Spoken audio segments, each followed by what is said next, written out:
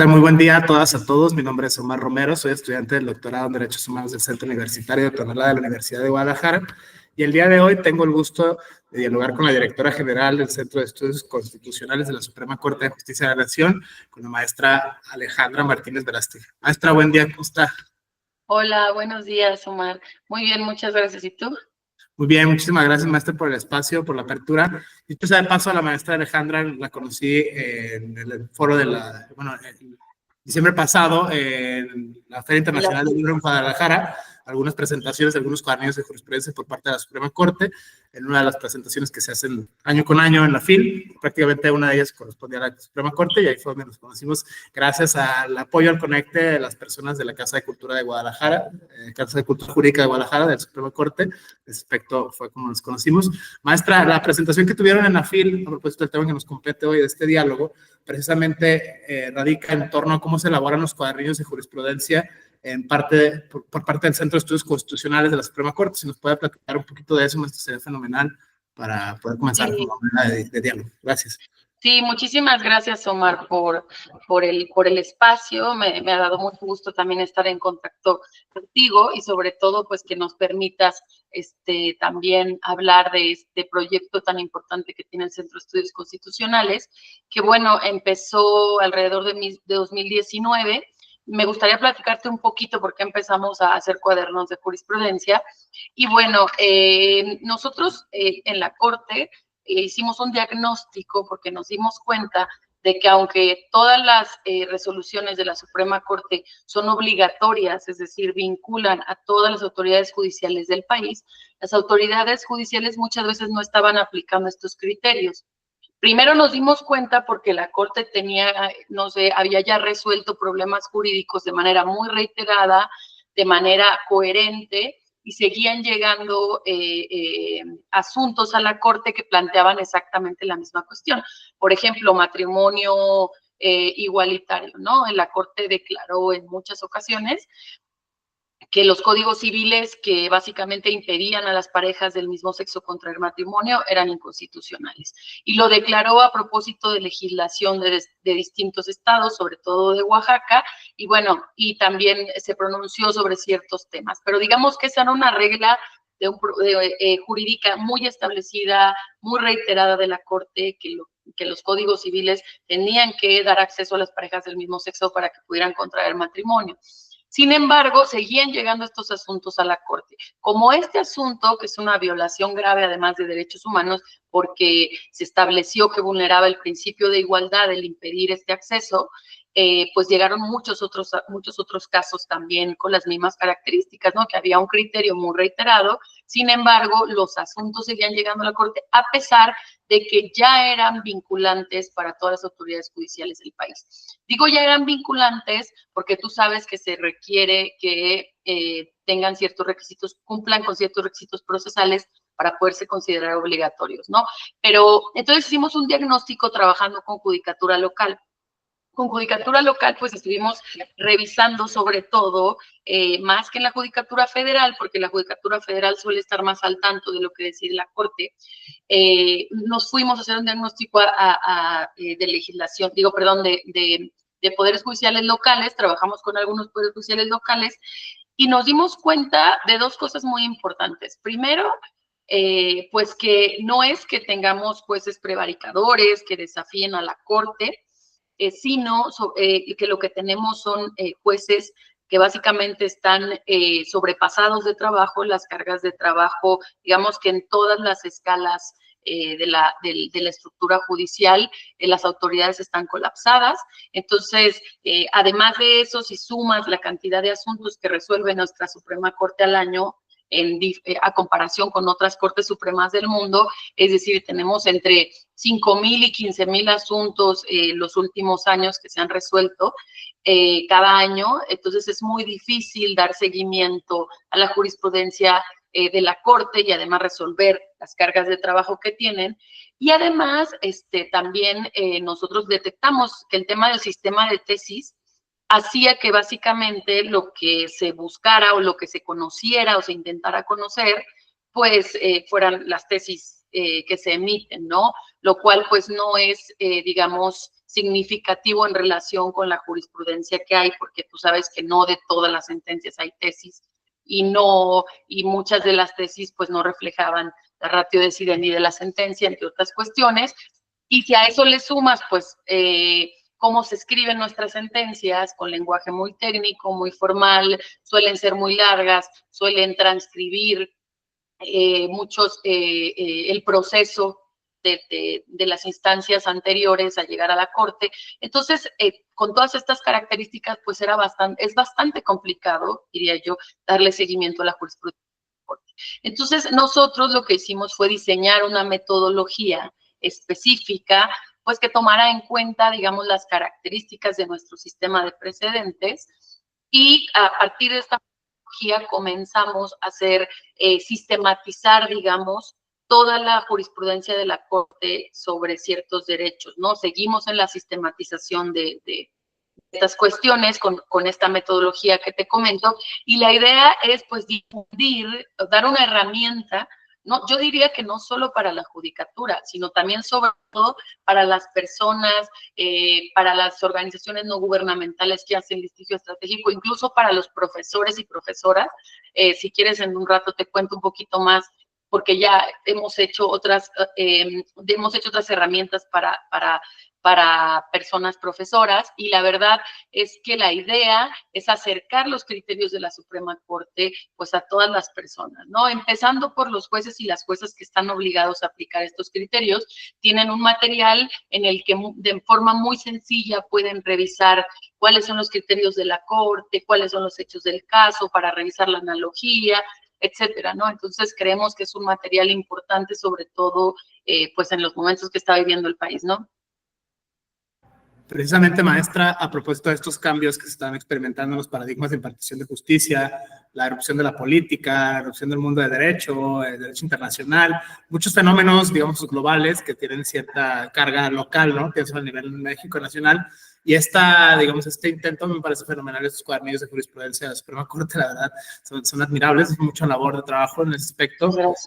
Pienso sobre todo en esta labor, dos premisas, maestras. La primera, la construcción viva del derecho. Es un fenómeno vivo que cambia constantemente. La relación entre sociología y derecho, la relación entre economía y derecho, la relación entre política y derecho. Estos fenómenos sociales, precisamente, teniendo esta complejidad, pensando en el recurso pedagógico que esgrime precisamente la Suprema Corte desde el Centro de Estudios Constitucionales en el momento de elaborar estos cuadernillos de jurisprudencia, pueden ser útiles no necesariamente, como lo menciona maestro, tal cual, para personas que necesariamente son operadores jurídicos, jueces o abogados, ¿no? Sino simplemente también para cualquier ciudadano, ¿no? Que es lo que me parece a mí interesantísimo, para personas que no necesariamente tengan formación jurídica, incluso para cualquier ciudadano en general, pueda hacerse de este conocimiento científico que emana precisamente de la Suprema Corte, ¿no? Pienso en esta doble dimensión, la complejidad de los fenómenos sociales de los tiempos que corren a la luz del derecho tiene que adaptarse, ¿no? Sobre todo en materia de derechos humanos, en materia de amparo, que son prácticamente algunas de las bien, bueno, más, que evolucionan, digamos, conforme son más notorios, ¿no? Incluso los códigos penales o civiles también asumen este vértigo, ¿no? Sociológico, este vértigo social. O sea, prácticamente que el paradigma legalista no es suficiente, vaya, para poder explicar la complejidad de los fenómenos de los tiempos que corren. Desde este punto de vista, la pedagogía muy didáctica, me parece a mí, desde una óptica como docente, como filósofo, como potencial jurista en ese sentido. Sin embargo, pienso esto desde el punto de vista de la democratización del conocimiento, que creo que es una de las ventajas que tiene este tipo de cuadernillos de jurisprudencia. Sin embargo, al respecto, maestra, sobre este tópico específico de cómo es que se divulga el conocimiento jurídico, eminentemente jurídico, que emana de la Suprema Corte a la ciudadanía en general, esta metodología, digamos, muy didáctica, muy pedagógica, cómo es que ustedes tienden a interpretar, vaya, cuáles son los criterios hermenéuticos que ustedes siguen para poder elaborar este tipo de manuscritos, este tipo de guías, ¿no? Eso me interesa bastante, maestra. Sí, muchas gracias por la pregunta, Omar. Mira, nosotros para poder realizar la metodología estuvimos haciendo congresos con personas expertas en precedente judicial, estuvimos haciendo propuestas que rebotamos con secretarios y secretarias de estudio y cuenta, con jueces y juezas, que rebotamos con académicos y académicas que se dedican al estudio del precedente judicial. Y bueno, como tú sabes, tenemos un sistema de precedentes sumamente formalista, sumamente reglado. Es decir, tenemos reglas para crear criterios, para que el criterio sea vinculante, tenemos conviviendo en el mismo sistema criterios vinculantes con criterios que no lo son, aunque vengan del mismo órgano, aunque sean de la Suprema Corte. Además tienen que reunir ciertos requisitos procesales dependiendo del tipo de proceso y dependiendo de qué fuente, digamos, de creación de jurisprudencia se trate, ¿no? Entonces, si tú sumas todos estos factores, pues es muy complejo dar cuenta de todos los criterios de la Corte que sean vinculantes. Fue una de las primeras cosas que nos planteamos, ¿no? Si debíamos dar cuenta solo de los criterios obligatorios o reconstruir las líneas jurisprudenciales con todos los criterios existentes, aunque no reunieran los requisitos procesales para considerarse obligatorios. Entonces, una de las decisiones más importantes que tomamos fue esa. La primera, bueno, hay dos decisiones, creo yo, metodológicas muy importantes que tomamos. La primera es que no íbamos a tomar en cuenta si reunían o no los requisitos procesales para ser considerados obligatorios los criterios, sino que íbamos a dar cuenta de manera exhaustiva de todas las sentencias de la Corte. Entonces, lo que nosotros hacemos es dar cuenta de lo que ha dicho la Corte sobre un tema específico en todos los casos sobre los que se ha pronunciado.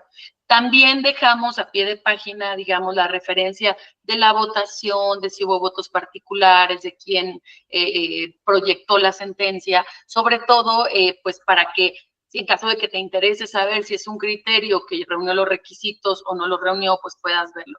Pero la verdad es que en términos de línea jurisprudencial, no hay manera de que tú conozcas cuál es el desarrollo de un derecho si no das cuenta de todo lo que se ha dicho sobre el tema. Es decir, si no describes, como diría Dworkin, la novela completa, ¿no? Cómo se ha ido resolviendo un problema jurídico a golpe de casos concretos, cómo se ha ido desarrollando el contenido de ciertos derechos a partir de casos concretos y cómo podemos ir viendo la evolución o los matices que se hacen en cada caso subsecuente. Y eso es lo que te muestran los cuadernos, ¿no? Entonces decidimos sistematizar todos los criterios. Ese es un primer punto. El segundo punto, que creo que también es importante, es que decidimos no tomar en cuenta las tesis para hacer los cuadernos. Es decir, al final del cuaderno, tú puedes encontrar todas las tesis que han emanado del propio cuaderno de jurisprudencia, perdón, de todas las sentencias que están descritas en el cuaderno de jurisprudencia, pero digamos que las tesis nos sirven un poco como guía para buscar sentencias, para ver si nos falta algún criterio, pero no las tomamos en cuenta en el momento de elaborar los cuadernos. Es decir, nosotros hacemos una revisión de cada una de las sentencias. Tenemos aquí un equipo de analistas de jurisprudencia que está compuesto, pues yo diría, por estudiantes y profesionales del derecho que son sumamente competentes y capaces, y que pasan por un proceso de selección muy complejo. Y nuestros analistas y nuestras analistas de jurisprudencia hacen una revisión de cada una de las sentencias en clave de precedente judicial. O sea, hacemos una capacitación a todas estas personas y después vamos fichando sentencia por sentencia, determinando cuál es la ratio decidendi de las sentencias y las vamos presentando a manera de preguntas. Yo creo que sería más factible si te muestro un cuaderno, si te parece. ¿Lo puedo compartir en pantalla? Sí, adelante, sin ningún problema. Porque creo que así lo podríamos entender un poco mejor, así lo que te voy narrando, te lo voy explicando en el cuaderno.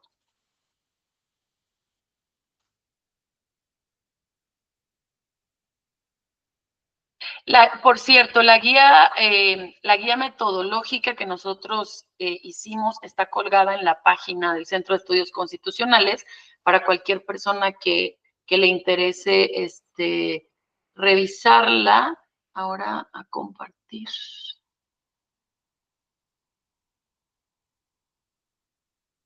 No, creo que no estoy habilitada para compartir pantalla. ¿Te puedo mandar o me puedes habilitar, por favor? Claro, ahora. Gracias.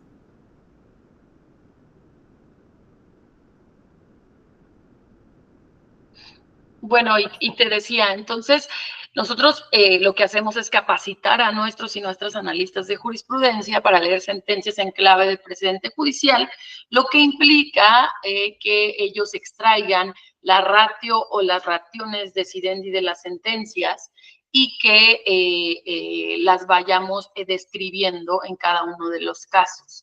Otra cuestión que es muy importante, creo yo, en los cuadernos de jurisprudencia es que las sentencias están relacionadas entre sí, es decir, estamos haciendo líneas jurisprudenciales.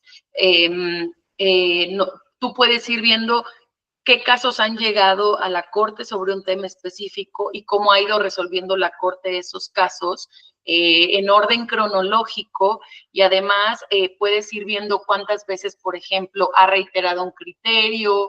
Es muy claro, por ejemplo, cuando cambia también el criterio, cuando lo desarrolla. Entonces creo que pues se puede ver la novela completa, ¿no? Como lo comenté hace un momento.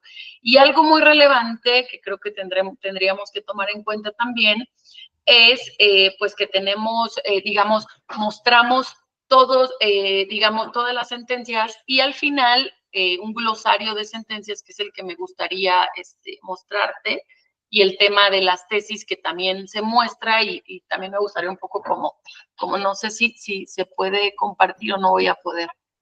Sí, creo que ahí ya se puede hacer el intento. Sí. No, a ver, creo que ahí estaba habilitado, según yo. Pero si no, no, igual. sigo sin poder presentar. Ya. Si no. Porque sería como importante, creo yo, si no, si me ayudas, te mando la liga del cuaderno, y si me ayudas y lo compartes tú. Sí, igual, estaría fenomenal. Pero creo que ya se puede compartir sin problema. Que ya me dice. No, sigo sin.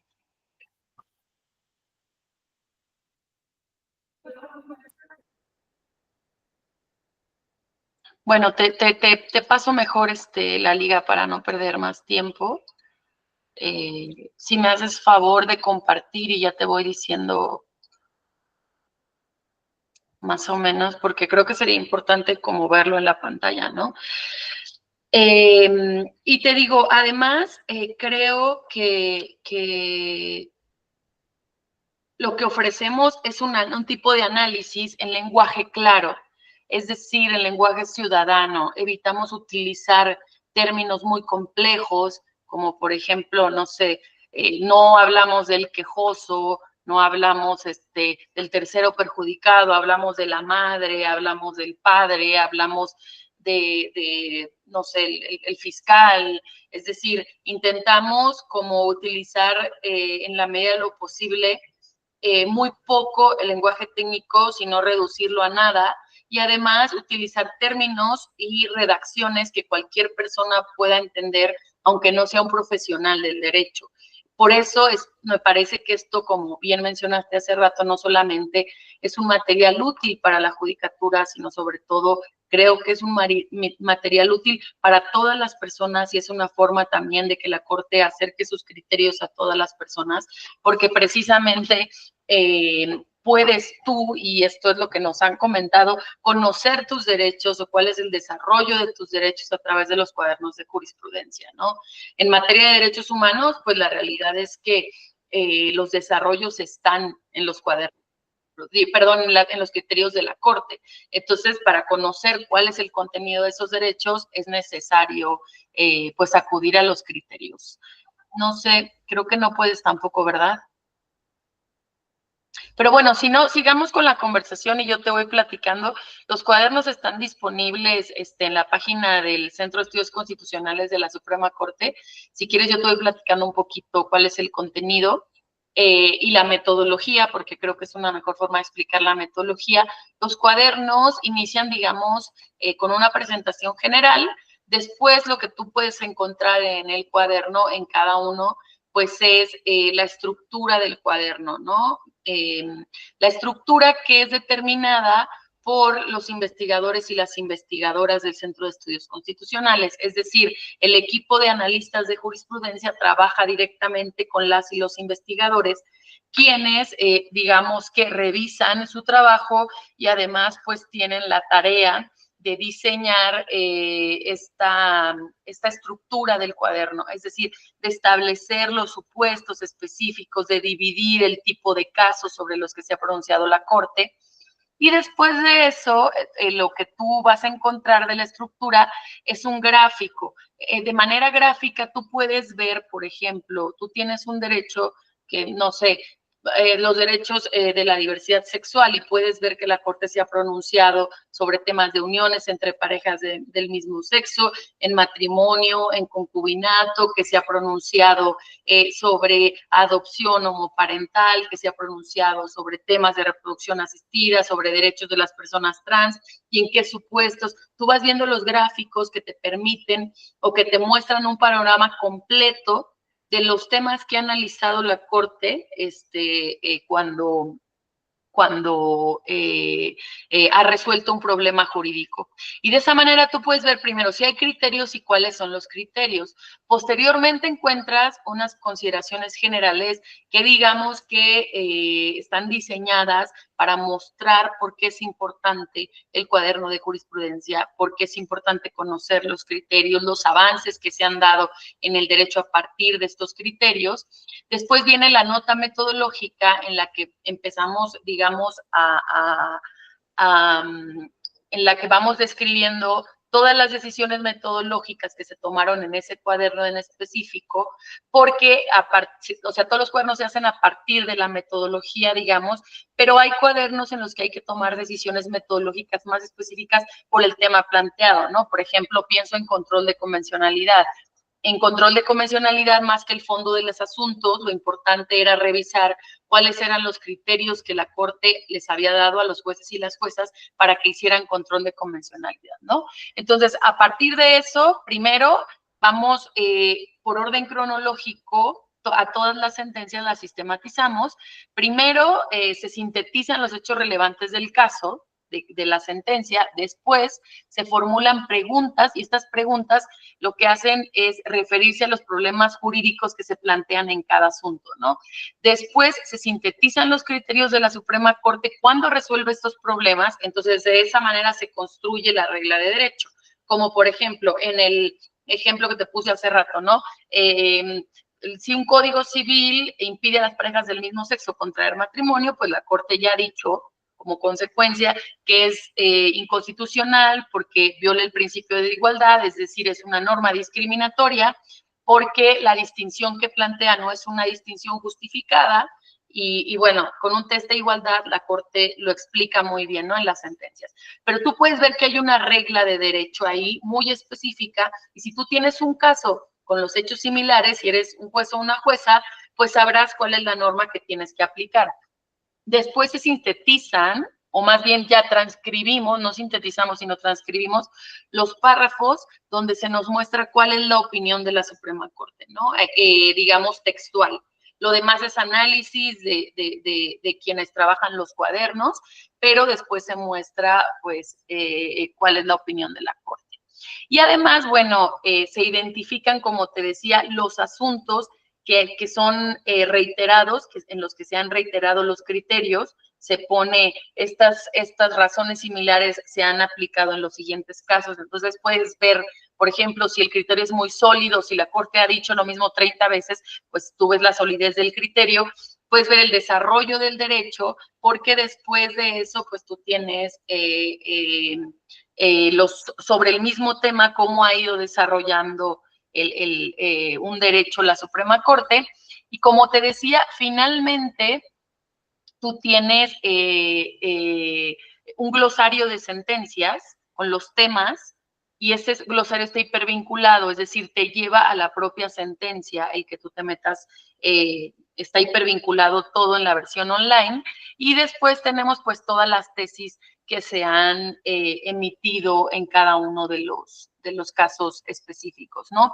Sí me gustaría como comentarte, y ese ejercicio lo quería plantear ahorita, si tú ves el cuaderno de jurisprudencia, puedes ir viendo la novela, ¿no? Puedes ir viendo qué pasó, qué dijeron en el primer caso, después qué se planteó, no sé, matrimonio igualitario por ejemplo, los efectos de la sentencia fueron cambiando en los casos subsecuentes, no la regla de derecho, pero sí los efectos, y tú vas viendo cómo se va desarrollando, ¿no? Digamos, la respuesta que da la Corte a un problema jurídico. Y si tú ves las tesis, o sea, la verdad es que yo siempre les digo, hagan este ejercicio, después de eso vayan a la tesis y lean las tesis, y van a ver que no pueden saber qué pasó, cuál es el tipo de caso, sobre qué se pronunció la Corte. Es muy complejo porque encuentras tesis como de conceptos, tesis abstractas, tesis que no hacen referencia a los hechos del caso. Entonces, pues creemos que este es un ejercicio, digamos, novedoso y que es una herramienta, pues, que no teníamos en nuestro sistema, ¿no? Desde este punto de vista, maestra, me llama mucho la atención dos cuestiones. Una, la cuestión de la cronología, por aquello de que el derecho es una construcción viva, es una construcción cambiante, es algo vivo, ¿no? La Constitución, incluso hay textos al respecto sobre juristas muy importantes y tal. En ese sentido, esa es la primera, o sea, los criterios van, cómo se van modificando cronológicamente. Por ejemplo, esto es muy común en el derecho, es que ya se reformó y ya esta norma ya no es válida, por lo tanto, este cuaderno ya es obsoleto, ¿no? Por ejemplo, esa es una de las constantes problemáticas. La segunda, o sea, metodología, si ustedes echan mano, por ejemplo, ahora que estaba working, en el sentido de filosofía del derecho, si hay una inspiración, digamos, epistemológica en algunos criterios que emanan de esta fuente otra del derecho, ¿no? Que es la dogmática, la filosofía del derecho, en ese sentido, si se toman esos criterios, o sobre todo por este debate que me parece muy apasionante, de quizá por mi formación filosófica, el tema de los teóricos y el tema de los prácticos, ¿no? Muchas gentes en el mundo jurídico suelen ser como muy dicotómicos al respecto, ¿no? O sea, la filosofía del derecho por un lado, la teoría, y otro lado la praxis, ¿no? Pero otra cosa ya es el derecho vivo, sí, ¿no? Bueno, en realidad lo que te describe en los cuadernos de jurisprudencia son las reglas que establece la Corte al resolver un caso concreto, que son reglas de derecho. Puede hacer consideraciones de distintos tipos, pueden tener en fondo consideraciones filosóficas, por supuesto que sí, sobre todo, como tú sabes, cuando se interpretan derechos humanos, las consideraciones pueden ser de distintos tipos. Pueden ser prácticas, pueden ser filosóficas, pueden tener que ver, no sé, con política pública, pero digamos que eso se determina en cada caso concreto. Nosotros lo que hacemos es tratar de ilustrar de la manera más precisa y más clara cuál es el contenido de los derechos que ha dado la Corte al resolver un problema jurídico planteado, es decir, cuál es la regla aplicable a casos futuros, que creemos que eso es lo que es relevante, ¿no? ¿Qué regla se aplica a casos futuros? ¿Qué reglas puedes extraer de una sentencia? ¿Cuál es el problema que se planteó? ¿Cuáles son los hechos del caso? Porque tener los hechos del caso te permite analizar la analogía de los casos para saber si es aplicable o no el criterio, que es lo primero que se tiene que hacer. Y segundo, pues saber cuál es la regla que está establecida por un tribunal que, repito, tiene competencia para dictar normas vinculantes para toda la judicatura del país. Y son normas que además, sobre todo, hemos priorizado la protección de los derechos humanos, está ahí. O sea, ahora yo les digo, la regla del precedente judicial es algo muy relevante en los momentos que está viviendo el país. Estamos todos preocupados porque no sabemos, todos y todas no sabemos cuáles van a ser los efectos de la reforma judicial, nadie lo sabe, pero digamos que lo que sí hay una garantía es que los jueces y las juezas se tienen que ajustar a lo que dicen los precedentes judiciales que están establecidos, no pueden hacer cualquier cosa, es decir, ahí hay una garantía, digamos, que proscribe un poco la arbitrariedad, no pueden, en la Constitución se establece que son obligatorios estos criterios y que los tienen que aplicar porque así está diseñado nuestro sistema de precedentes, ¿no? Entonces, en ese sentido, creo que es un ejercicio metodológico que sobre todo es una herramienta para la práctica judicial, pero eso no quiere decir que no se pueda hacer filosofía, es decir, también están hechos para que académicos y académicas como tú revisen lo que ha dicho la Corte sobre un tema y puedan hacer aportaciones, porque estos problemas que te digo, para que la judicatura conozca los criterios, también los tienen los académicos, las académicas, las personas en generales, las ONGs que hacen litigio estratégico, o sea, todos tenemos los mismos problemas. Y yo veía, por ejemplo, artículos académicos muy buenos de personas que hacían referencia a un criterio y sugerían cómo tendría que evolucionar ese criterio. Pero ese criterio ya había evolucionado. Lo que pasa es que solo se referían a un caso que fue el que salió en la prensa, que es el famoso porque las partes eran conocidas o porque lo litigó alguna organización no gubernamental conocida. Entonces, yo creo que esto permite que la academia también se sume a la construcción del derecho. Como bien lo dices, el derecho se está construyendo y se seguirá construyendo y seguirá avanzando. Yo creo que es muy relevante conocer cómo ha sido esta evolución, conocer cuáles son los criterios vigentes, pero es muy importante conocer cómo se ha ido desarrollando, ¿no? Cómo ha ido cambiando, cómo se ha ido modificando.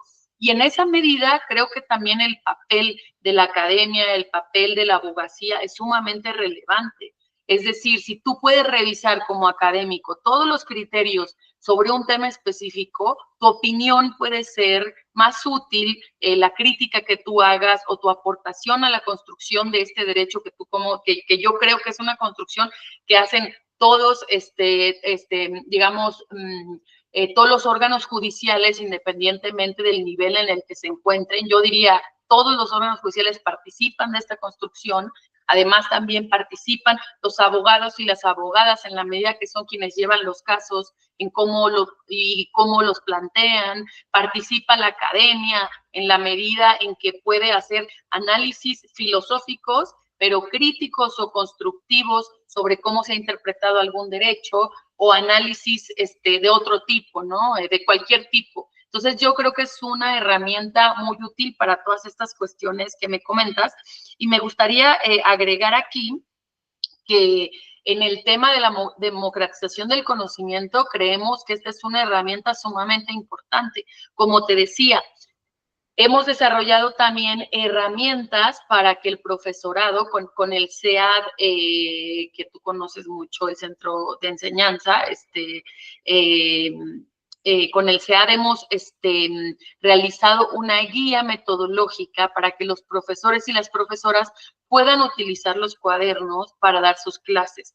Yo les digo, si no les enseñan los criterios de la Corte, no les están enseñando el derecho vigente.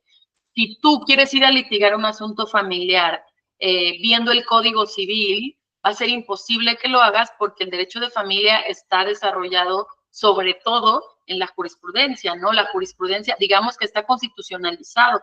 Y lo mismo ya pasa con laboral, con penal y con muchos otros derechos que están constitucionalizados, que la jurisprudencia realmente es la que regula el contenido de esos derechos y no solamente las normas. Entonces, yo creo que también la enseñanza del derecho tiene que tomar esto en cuenta. Si tú a un estudiante o a una estudiante le das como herramienta solamente que sepa teoría, filosofía y el Código Civil, pues va a ser imposible que vaya a litigar un caso de familia, ¿no? Porque no conoce los criterios de la Corte. En esa medida, nosotros hicimos una propuesta metodológica que también pueden encontrar en la página del centro, repito, con el CEAD, para que puedan utilizar los cuadernos para sus clases, ¿no? Y enseñarle a las y los estudiantes los criterios. Y por último, me gustaría comentar el tema de la actualización. Como se dicta un nuevo caso y puede verse que está obsoleto ya el cuaderno de jurisprudencia, yo diría que sí, que de hecho ahora nuestro reto, sobre todo, como son muchísimas sentencias, yo creo que el reto es ir actualizando los cuadernos de jurisprudencia. Los hemos hecho con algunos cuando vemos que hay un criterio sumamente relevante que cambia, digamos, completamente la interpretación de un derecho. Ahí hacemos la actualización, pero digamos que ahorita no tenemos un programa de actualización porque estamos enfocados en sistematizar lo que ya existe y actualizamos solamente aquellos cuadernos que sí vemos que pues realmente se han emitido criterios sumamente relevantes. La idea sería que en algún punto nos dediquemos a actualizar los cuadernos, que creo yo que ese sería como el mayor de los retos, pero lo que sí te diría respecto a esta actualización es que pues sí, te facilita mucho el trabajo. Si tú eres un abogado, una abogada, un profesor, una profesora, en la portada todos los cuadernos te dicen hasta qué fecha está sistematizada la jurisprudencia. No es lo mismo que tú te pongas a buscar los criterios de un año atrás o 2 años atrás, a que te pongas a buscar los criterios desde el principio, desde cuando la Corte se empezó a pronunciar sobre el derecho, que te pongas a buscar por épocas. Es decir, creo que facilita mucho el trabajo, a pesar de que el cuaderno no esté actualizado, ¿no? Creo que eso es importante decirlo. Finalmente, maestra, como conclusión parcial a por ética, ¿no? Muy, muy al estilo de los diálogos de Platón, desde este punto de vista, pienso en el lenguaje de los derechos, pienso, por ejemplo, esta descripción, usando la metáfora de Wittgenstein, ¿no? Los juegos de lenguaje, en este caso los juegos de lenguaje jurídico, precisamente en esta democratización que apuesta más por una antropología social a cualquier ciudadano, ¿no? A cualquier ciudadana que no necesariamente tenga formación académica o formación eminentemente académica en el mundo del derecho.